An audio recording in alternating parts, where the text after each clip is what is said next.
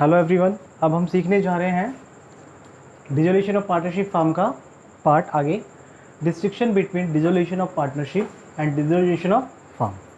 तो partnership dissolve होने का मतलब और पार्टनरशिप फॉर्म का डिसॉल्व होने का मतलब क्या है, वन बाय वन हम समझेंगे।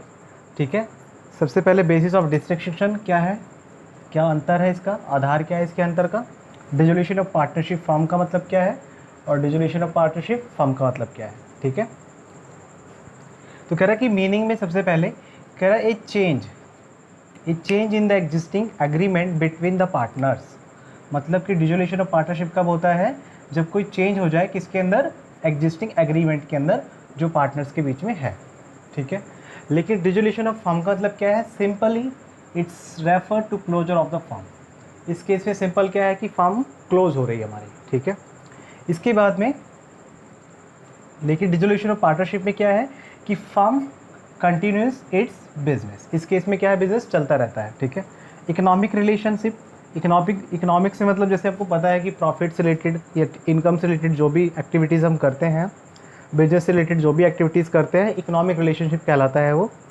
तो ऐसी एक्टिविटी जो है उसके बीच का जो रिलेशन है पार्टनर्स का आपस में चेंज हो जाता है और चलता रहता है। कह रहा economic relationship between the partners continuous दो इन अ चेंज फॉर्म। मतलब कि जो प्रॉफिट बांटने का तरीका था वो चेंज हो सकता है, रेशो चेंज हो सकती है, लेकिन इकोनॉमिक रिलेशनशिप इनके बीच में कंटिन्यू चलता रहता है। इसमें सेकंड पॉइंट में क्या करा है, economic relationship between the partners comes to an end. मतलब कि जब पार्टनरशिप फर्म ही बंद हो जाएगी तो प्रॉफिट से रिलेटेड कोई एक्टिविटी तो करेंगे नहीं, बिजनेस क्लोज, सिंपल। इसके बाद में है closure of books of accounts. मतलब कि जो अकाउंट्स की किताबें हमने बनाई थी उसका क्या होगा। अब कह रहा है कि जो अकाउंट्स की जो किताबें हैं इस केस के अंदर, डिसोल्यूशन ऑफ पार्टनरशिप केस के अंदर आपको बंद करने की ज़रूरत नहीं है, उनको आप कंटिन्यू रख सकते हो। अगर जैसे मान लेते हैं 31 मार्च से पहले हम लोग बीच में कोई चेंजेस ला रहे हैं पार्टनरशिप फॉर्म के अंदर, तो उस केस के अंदर हम लोगों को जो अपनी अकाउंट्स की बुक है उसको क्लोज़ करने की ज़रूरत नहीं है, उसी के अंदर हम एडजस्टमेंट करके आगे उसको कंटिन्यू कर सकते हैं। लेकिन डिसोल्यूशन ऑफ फॉर्म का मतलब क्या है, जब बिजनेस बंद हो रहा है तो अकाउंट्स की जो बुक्स मेंटेन की थी वो क्लोज हो जाएंगी बेटा। ठीक है, आगे कंटिन्यू नहीं होगी, इसका जो लिखा पढ़ी जो भी खाता था वो क्लोज हो जाएगा, इससे आगे कंटिन्यू नहीं रहेगा। ठीक है, अब आगे देखते हैं बेटा, settlement of assets and liabilities.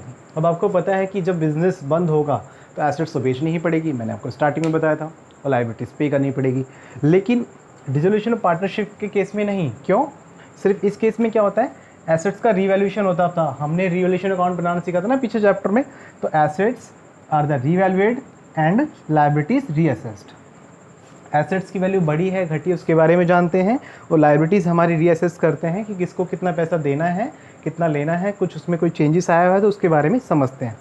And gain distributed among the partners. तो रिवैल्यूएशन अकाउंट में जो पार्टनर्स में प्रॉफिट होता था या लॉस होता था उसको क्या करते थे हम, पार्टनर्स के बीच में बांट देते थे। कौन सी रेशो में, ओल्ड रेशो में। ठीक है, और लेकिन यहाँ पर क्या है, एसेट्स बेच दी जाएगी। आपको पता है डिसोल्यूशन ऑफ फॉर्म के अंदर क्या होगा, एसेट्स को सोल्ड आउट कर दिया जाएगा, और लायबिलिटीज़ जो भी होगी, थर्ड पार्टी की लायबिलिटीज़ जो भी होगी उसको पेड ऑफ कर दिया जाएगा। ठीक है, and balancing if any is distributed among the partners. अगर कोई बैलेंस बचा हुआ है तो उसको पार्टनर्स को पे कर दिया जाएगा, और ये पूरा इस तरीके से बिजनेस को बंद करने का तरीका है। ठीक है, इसके दो पॉइंट और भी हैं, कोर्ट इंटरवेंशंस का भी है एक, और एक दूसरा पॉइंट है। तो आई होप इसमें 4 पॉइंट्स में कवर हो गया होगा, और कुछ लोग आप बुक्स में ही पढ़ेंगे तो उसमें समझ में आ जाएगा। और जो मेन बेसिक डिफरेंसेस थे वो यही थे। ठीक है, और आगे अब हम सीखेंगे कि रिवैल्यूएशन अकाउंट कैसे बनाते हैं और उनको आगे कैसे ट्रीट करते हैं, लायबिलिटीज़ कैसे पे ऑफ करते हैं। तो नेक्स्ट वीडियो देखना ना भूलें। Thanks for today.